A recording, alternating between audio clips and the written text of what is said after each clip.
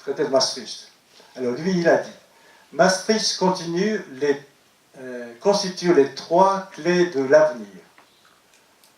La monnaie unique, ce sera moins de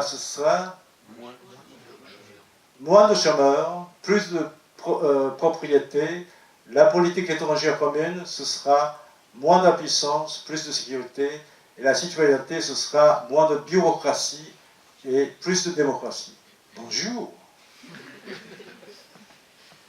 Alors, 5 ans plus tard, c'est Jacques Attali qui affirme ceci, en plus en face de Marie-France Garand, qui est eurocritique.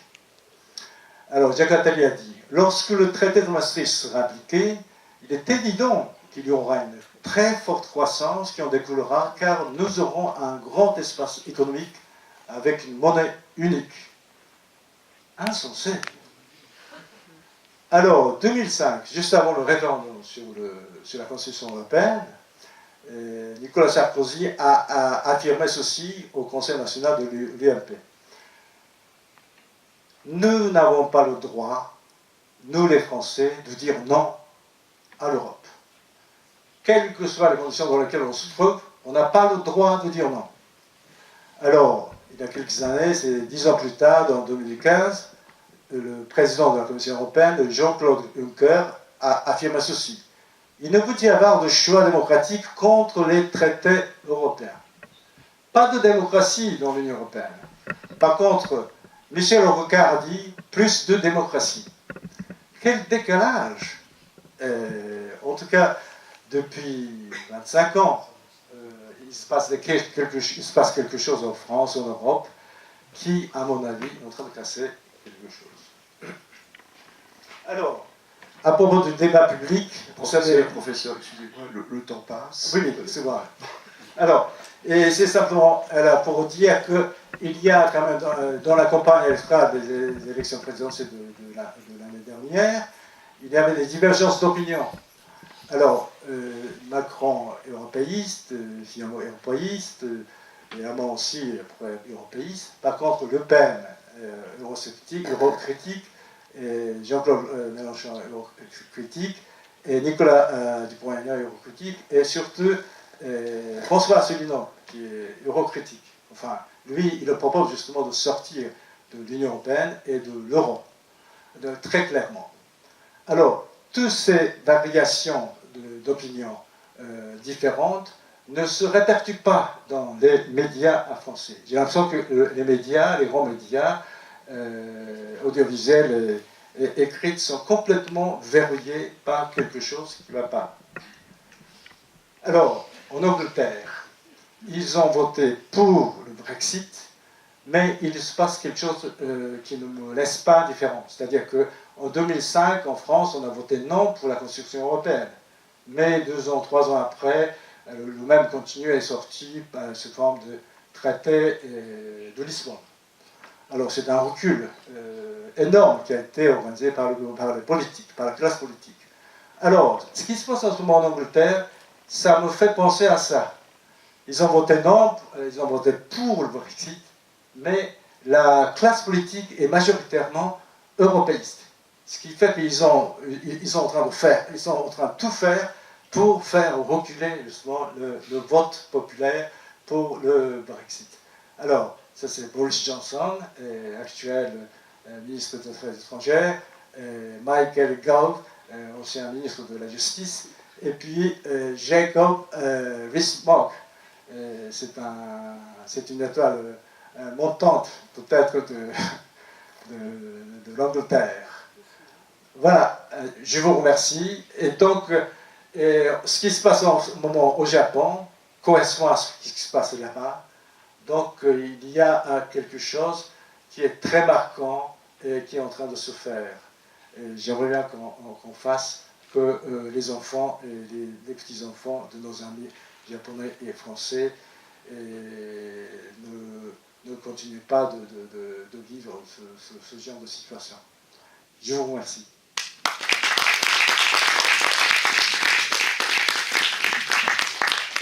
井野先生、どうもありがとうございました。La parole est à la salle. Qui veut ouvrir le bal des questions?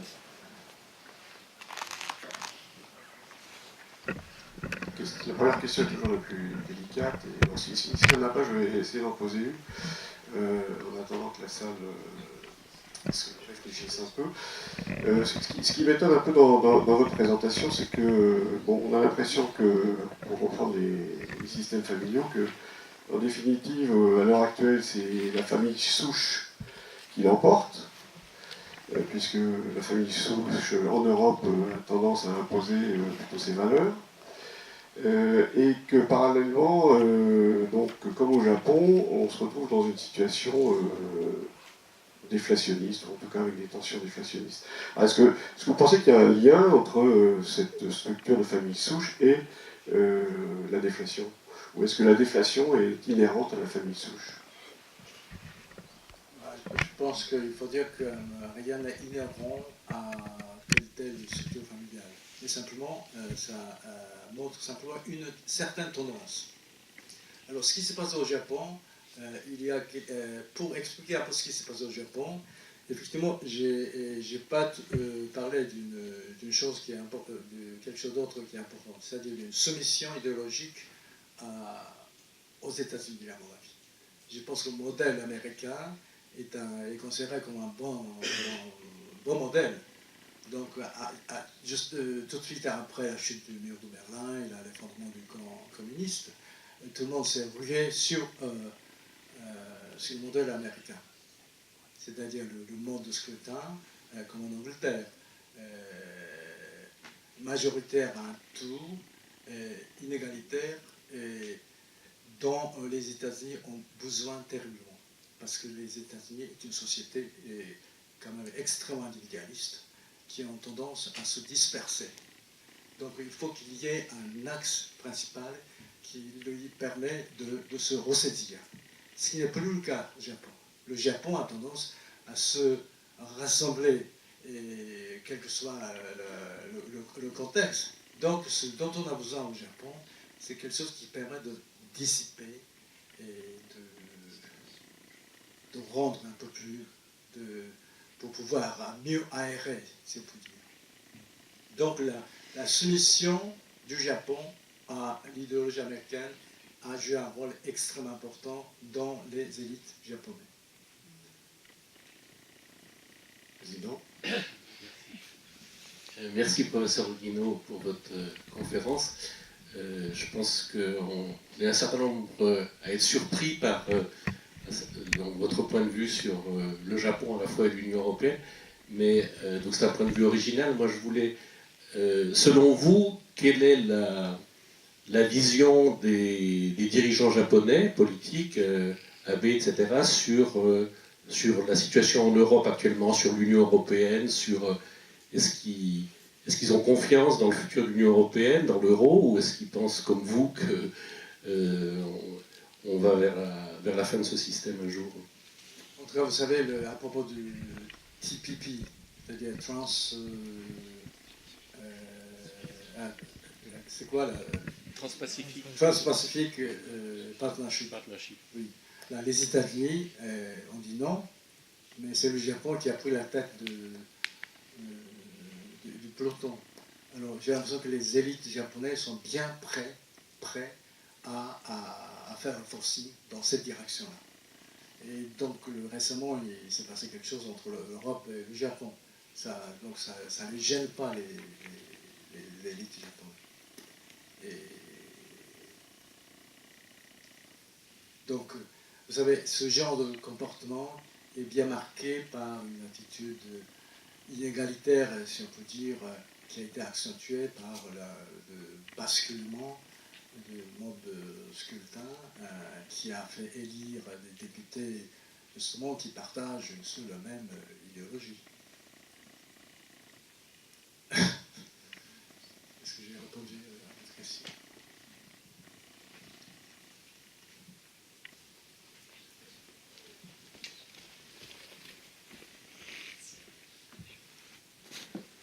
Merci pour cette présentation, c'était très intéressant. J'ai une question, oui, enfin votre avis en tout cas, sur donc le changement de mode de scrutin en 1994, est-ce que vous pensez que ça va se revenir vers quelque chose de plus proportionnel?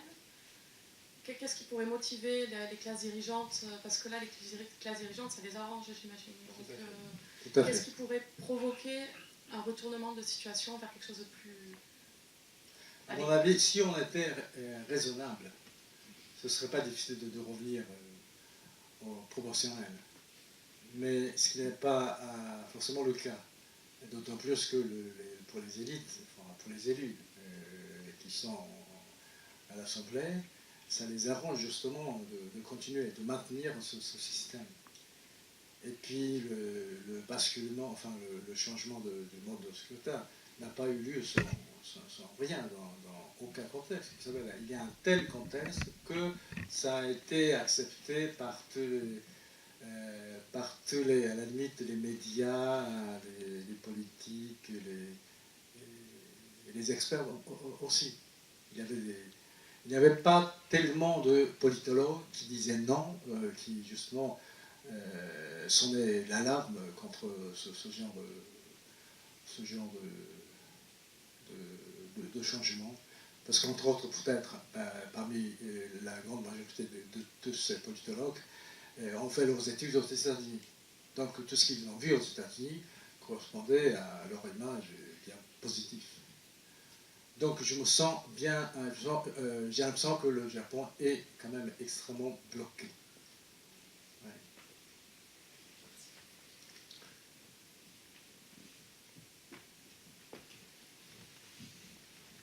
Est-ce que vous avez fait la même analyse, ou est-ce que vous avez essayé de faire la même analyse pour la Chine? Parce que c'est quand même un modèle tout à fait différent. C'est à la fois un modèle qui est très, très libéral économiquement, avec une structure étatique qui est très autoritaire. Est-ce qu'il y a le même type d'impétence ou d'influence? Ben, la réponse est oui. Par exemple, quand on cherche à comprendre ce qui se passe en Chine, il suffit d'aller voir ce qui s'est passé en Union soviétique. Alors, ces deux pays étaient, comme on dit là, pays amis communistes. Mais la Chine n'est pas la Russie. La Chine, c'est un pays qui a l'histoire de, je sais pas, 3000, 4000 ans, avec toutes ces expériences commerciales, industrielles, culturelles. Ce qui n'était pas le cas pour la Russie. Alors donc, dans la Chine, il y a une espèce d'esprit commercial qui est bien inscrit, bien avant l'arrivée du capitalisme, si on peut dire. Alors donc, ils sont à la limite plus capitalistes que tous les autres capitalistes. Mais ça n'empêche pas qu'il y ait justement une structure très, très forte dont on peut qualifier de communautaire. Vous savez, là, c'est un truc extrêmement centralisé, mais qui a fonctionné depuis 2000 ans au moins. Et donc, le libéralisme qui fonctionne à l'intérieur de la Chine n'est absolument pas incompatible avec la structure étatique très rigide, très massive de la Chine. Donc c'est déjà inscrit dans la structure familiale communautaire, si on peut dire. C'est-à-dire que les parents ont une autorité quand même importante vis-à-vis des enfants qui, s'ils ont des conditions favorables, ils vivent ensemble dans une seule même maison très grande. Alors, donc former une grande famille, c'est une tradition, enfin c'est un modèle idéal, si on peut dire. Mais les gens qui sont capables de mener ce genre de vie sont quand même assez limités. Il faut qu'ils soient riches, avec un grand terrain, une grande maison, etc.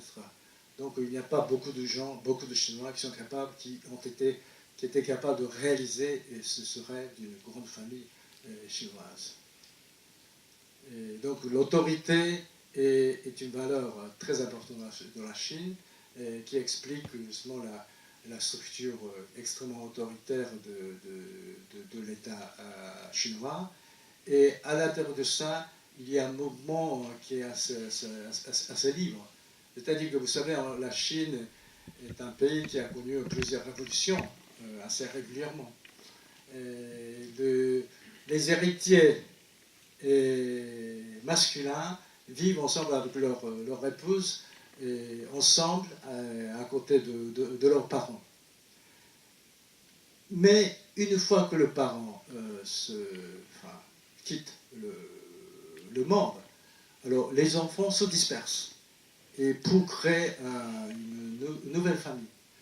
Donc, dans la structure familiale communautaire, il y a un moment de rassemblement et de séparation qui est inscrit bien profondément.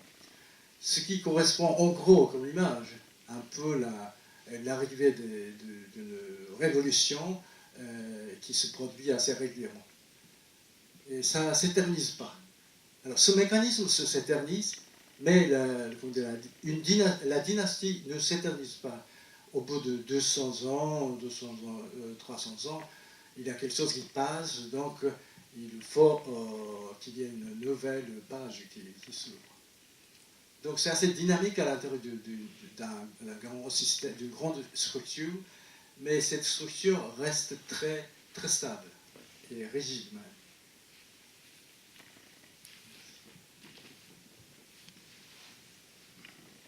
Qui veut le micro? Pas de questions.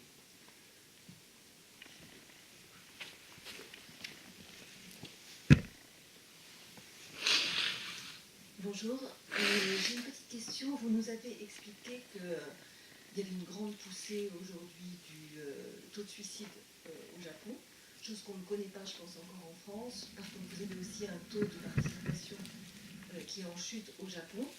Est-ce que ça se traduit, comme en France par contre, par une poussée des nationalismes, ou des extrêmes, on va dire, sans parler de nationalisme, mais des extrêmes gauche ou extrêmes droite pour la France? Est-ce que vous avez cette solution politique au Japon?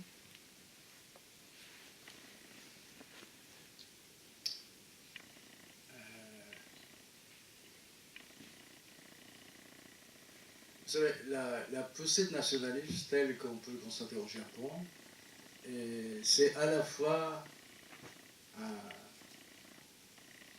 ça vient à la fois de l'intérieur et de l'extérieur. C'est la situation internationale qui bouge autour du Japon. Et ce que je trouve très problématique, c'est que le même type de changement nationalistique se produit non seulement au Japon, mais aussi en Corée et en Chine également. Donc cette zone dans son ensemble est en train de bouger. Et puis, à côté de ça, il y a toujours la présence des États-Unis, qui mène quand même une politique assez marquante. Et depuis ces 20-30 dernières années, ils sont quand même engagés dans des guerres partout, en Irak, en Libye, en Afghanistan, en Syrie, etc. Donc là, la situation internationale est en train de passer à une nouvelle étape, j'ai l'impression. C'est par rapport à ça que le mouvement nationaliste au Japon se fait réactiver avec justement le gouvernement actuel, par exemple. Mais ça ne date pas du tout de ce mouvement, du gouvernement actuel. Ça date, à mon avis, justement du début du XXIe siècle, avec le gouvernement Koizumi, et ensuite, il s'est passé des choses avec des îles litigieuses entre la Chine, et même entre la Chine et le Japon, et entre la Corée et le Japon.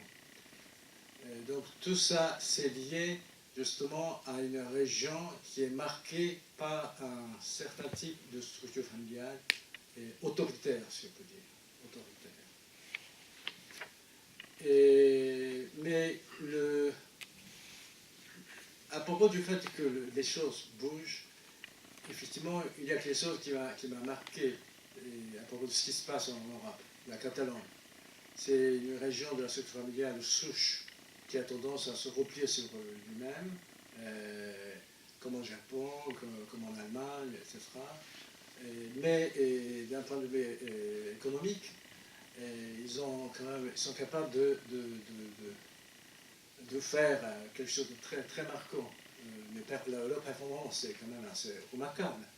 Mais c'est justement pour ça qu'il arrive à se faire une idée qu'ils ont vraiment intérêt à se séparer de l'Espagne, enfin d'un cadre national, pour faire partie de l'Union européenne.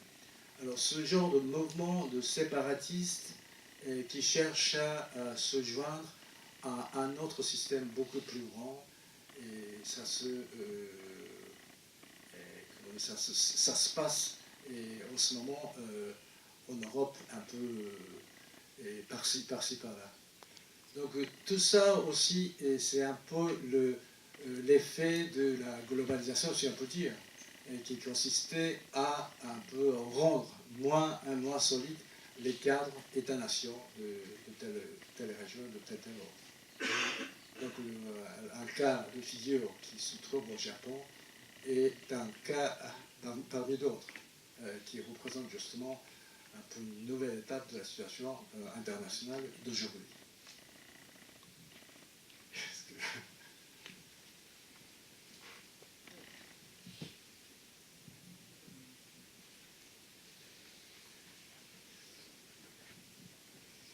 Est-ce que, merci pour la conférence, est-ce que vous pensez que, si j'ai bien compris, en fait, que la famille souche a des valeurs très traditionnalistes, je trouve que c'est intéressant parce qu'en fait, le modèle néolibéral impulsé par l'Angleterre et les États-Unis, peut-être au Japon et dans l'Union européenne, est-ce que vous pensez en fait que c'est ce côté très, très traditionnaliste du Japon et de l'Allemagne, enfin l'UE dirigée par l'Allemagne, en fait, qui les conduit à continuer ce modèle alors que en fait, les initiateurs sont en train d'en sortir, en fait, que ce soit par le Brexit ou par on voit une montée du protectionnisme aux États-Unis. Et alors que l'UE et le Japon ont l'air de continuer un peu sur leur trajectoire, ce qui tranche avec leur histoire très étatique, justement, très bismarckienne, où la construction de l'État japonais, en fait, très centralisé, très, très, très fort, en fait, et de prendre un modèle complètement opposé et de continuer comme ça, en fait. Bah, effectivement, on s'est constaté le Japon surtout. Et vous savez ce qu'on a constaté avant la Deuxième Guerre mondiale. Le problème du régime de l'époque, c'était qu'une fois les choses se produisent, on ne pouvait plus les arrêter. Donc il fallait continuer justement, il fallait suivre le chemin ouvert par les événements qui sont produits. Alors, j'ai l'impression que c'est ce qui se passe en ce moment. Et c'est lié au fait que dans la structure familiale souche, il n'y a pas tellement de dimensions qui permettent de critiquer justement les autorités. C'est une soumission qui est inscrite en gros dans l'ordre établi. Ce qui est le cas pour l'Union européenne aussi. C'est l'Allemagne qui dirige maintenant l'Union européenne, et il y a un basculement de la nature de la construction européenne. Avant, c'était des pays, plutôt la France, qu'on est plutôt libéral, qui ont ouvert la marche, mais maintenant, c'est l'Allemagne qui dirige. Et donc, il y a un basculement souche qui s'est produit dans le contexte européen. Donc il n'y a plus rien à arrêter, j'ai l'impression. Alors même en France, si vous voulez, les zones qui ont soutenu l'européiste étaient des zones inégalitaires, souches. Donc ça correspond un peu à ce qui vient justement de l'Allemagne. Donc comme ça, l'ensemble de l'Europe est géré d'une certaine manière qui fait penser à la famille, au caractère de la famille souche. Donc une fois c'est démarré, il est vraiment difficile de s'arrêter. C'est ça le problème de la situation actuelle, j'ai l'impression. C'est entre autres pour ça que j'insiste sur l'affinité entre ce qui se passe dans l'Union européenne et le Japon. Y a-t-il une dernière question peut-être? S'il n'y en a pas, nous allons conclure et je vous propose d'applaudir et de remercier le professeur Robineau. Merci vu peut-être un peu iconoclaste, mais en tout cas fort intéressant. Je vais passer la parole à notre président qui a quelques annonces à nous faire.